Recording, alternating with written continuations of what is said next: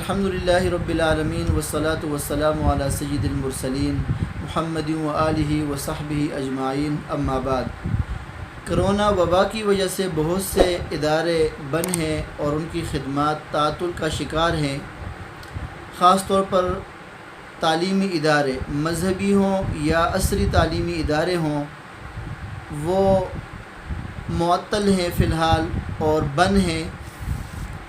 اس لیے میں نے سوچا کہ ایسے حضرات جو اس وبا کی وجہ سے ان کی مصروفیات تعطل کا شکار ہیں اور وہ گھروں پر محصور ہیں، ان کے ساتھ چند ایسی کتابوں کا مذاکرہ کر لوں جو اس فرصت کے لمحات میں ان کا مطالعہ بڑا مفید رہے گا، اور وہ کتابیں مذہبی، اخلاقی، معاشرتی اور ادبی لحاظ سے بہت ہی مفید ہیں۔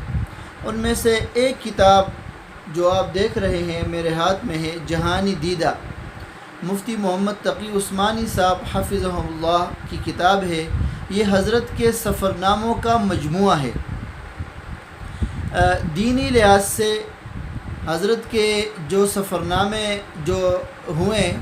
جو سفر ہوئے اور وہاں جو سیمینارز منعقد ہوئیں اور وہاں جو تاریخی مقامات حضرت نے دیکھیں اور مذہبی شخصیات سے ملاقاتیں ہوئی ہیں، حضرت نے تفصیل کے ساتھ اس میں درج کیا ہے۔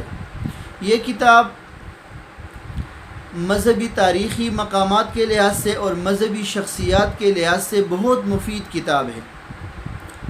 صحابہ اکرام اور تابعین اور اس کے بعد مختلف مسلم فاتحین کے جو ادوار گزرے ہیں، ان میں سے بعض کے بارے میں بڑی تفصیلی گفتگو ہے اور تاریخی کتب سے بہت اچھا اور جامع مواد حضرت نے یہاں پر جمع فرمایا ہے۔ یہ کتاب جہاں تاریخی لحاظ سے اور تاریخی شخصیات کے لحاظ سے مفید ہے، وہاں پر اردو ادب اور انشاء کے لحاظ سے بھی بہت مفید ہے۔ یعنی جو حضرات اردو ادب میں مہارت حاصل کرنا چاہتے ہیں اور جو حضرات اردو انشاء میں مہارت حاصل کرنا چاہتے ہیں، تو ان کے لیے اس کتاب کا مطالعہ بہت مفید رہے گا۔ یہ جو جہانی دیدہ ہے، یہ حضرت کے سفرناموں کا مجموعہ ہے۔ یہ پہلی جلد ہے۔ اس کی دوسری جلد کا نام دنیا میرے آگے ہے، اس کا نام ہے دنیا میرے آگے، اور تیسری جلد کا نام سفر در سفر ہے۔ اور تینوں جلدوں کا نام الگ الگ کیوں ہے؟ حضرت نے ہر کتاب میں اس کی وجہ تحریر کی ہے، وہاں پر آپ کے سامنے یہ بات آ جائے گی۔ اور یہ جو پہلی جلد ہے جہانی دیدہ، اس میں ترکی کا سفرنامہ بھی ہے۔ حضرت جب ترکی گئے تو وہاں کے حالات کا جو مشاہدہ کیا اور وہاں کے تاریخی مقامات کا جو مشاہدہ کیا ہے، وہ اس میں بڑے تفصیل کے ساتھ حضرت نے درج کیا ہے۔ حتیٰ کہ آج کل جو بہت زیادہ مشہور ہو گیا،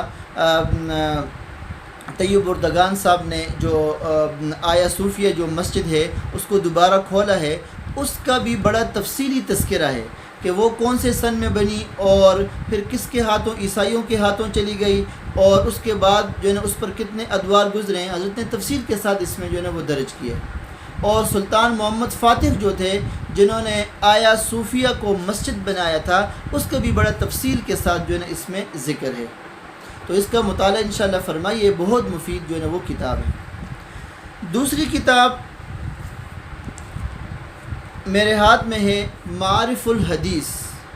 معارف الحدیث کتاب ہے حضرت مولانا محمد منظور نعمانی صاحب رحمہ اللہ کی کتاب ہے۔ یہ کتاب احادیث طیبہ کے متن کا مجموعہ ہے۔ احادیث طیبہ جو مختلف موضوعات پر ہیں، معاشرتی موضوعات ہو یا فقہی موضوعات ہوں، اس کو حضرت نے ترتیب وار اس میں جمع کیا ہے اور اس کی بڑی آسان اور دل نشین تشریح فرمائی ہے، جو اہل علم کے لیے بھی مفید ہے اور غیر اہل علم کے لیے بھی مفید ہے۔ طلباء کے لیے اور غیر طلباء کے لیے سب کے لیے مفید ہے۔ معارف الحدیث، اس کا بھی فرصت کے لمحات میں مطالعہ فرمائیے، بہت مفید کتاب ہے اور بہت جامع تشریح کی ہے، اعتدال کے ساتھ حضرت نے بڑی اس کی تشریح جو ہے نا وہ کی ہے۔ اللہ تبارک و تعالی ہمیں ان کتابوں کو پڑھنے کی توفیق نصیب فرمائے اور ان کتابوں میں جو علمی مواد ہے اس سے مستفید ہونے کی توفیق نصیب فرمائے۔ وآخر دعوانا ان الحمد للہ رب العالمین۔